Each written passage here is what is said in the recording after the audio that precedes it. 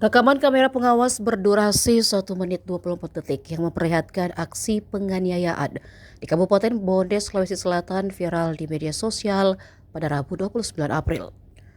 Dalam video tersebut terlihat seorang pria yang diketahui bernama Taslim tengah duduk santai di depan sebuah ruko di Jalan Lapawawoi KR Sigeri, Kelurahan Macege, Kecamatan Taneteria, Tang Barat. Tak berselang lama, beberapa orang pelaku datang menghampiri korban. Tanpa banyak interaksi, pelaku langsung melakukan penyerangan menggunakan senjata tajam.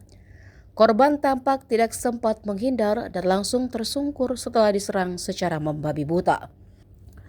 Situasi di lokasi kejadian yang masih sepi pada waktu subuh membuat aksi tersebut berlangsung cepat.